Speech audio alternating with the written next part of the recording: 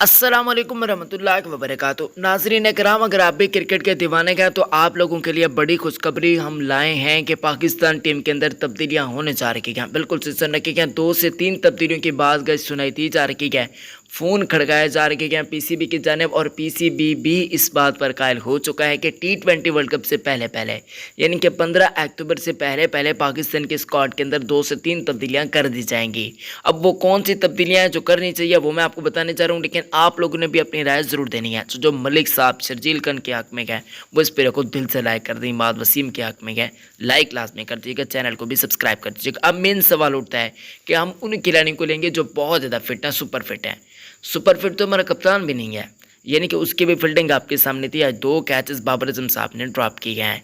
Even Wasim junior बहुत ज़्यादा miss fielding देखने को मिली, आसिफ अली ने भी मिस फील्डिंग की। अब जो सुपर फिट नहीं है, जिनमें शर्जील खान है, जिनमें आज़म खान है, जिनमें शेख मलिक साहब है, जिनको कहा जाता है कि भाई ये सुपर फिट नहीं है, हम तो इनको चाहते हैं, आज़म खान हो गया, उनके बारे में भी कहा जाता है कि यार ये सुपर फिट नहीं है। लेकिन अगर अनफिट उन प्लेयर्स की बातचीत करते हैं जिनको आप सुपर फिट नहीं कहते, उनकी सबसे परफॉर्मेंस अच्छी और नुमायाँ होती है। मलिक साहब ने नेशनल T20 कप में बहुत अच्छी परफॉर्मेंस का मुजाहरा किया, 1-2 जगह पर मैचेस भी जितवाया अपनी टीम को, और इवन नेशनल T20 कप खेले गए थे। यार कम से कम इनको तो मौका देना चाहिए था। और दूसरे नंबर पर हैं जी शर्जील खान, ये भी नेशनल T20 कप खेल रहे थे, बहुत कमाल की और बढ़िया किस्म की बारियां खेली, और आपको बताता चलूँ कि लंबी बारियां भी खेली, यानी कि सेंचुरीज वगैरह भी स्कोर की गया, और बाबर आजम के साथ या फिर रिजवान के साथ ओपनिंग के स्टार्ट पर बहुत काम किए गए। अगर आपसे मिडिल ऑर्डर का मसला हल नहीं हो रहा तो आप पुराने खिलाड़ी को लाएं, क्योंकि नया तो भाई कुछ नहीं कर पा रहे हैं।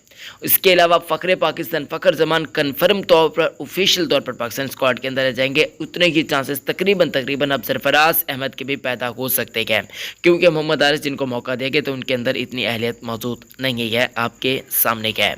बाकी इमाद वसीम के बारे में तकरीबन ये खबरें सामने आ रही हैं कि नवाज की इंजरी को देखकर फैसला किया जाएगा। वो भी अगर खुदा ना खास्ता उन्हें ट्राई सीरीज नेशन जो कि होने जा रही है, ट्राई नेशन सीरीज जो होने जा रही है, उसके बाद ही फैसला किया जाएगा। अपना बहुत ज़्यादा ख्याल रखें, अपने पैरों का बहुत ज़्यादा ख्याल रखें। अल्लाह हाफ़िज़।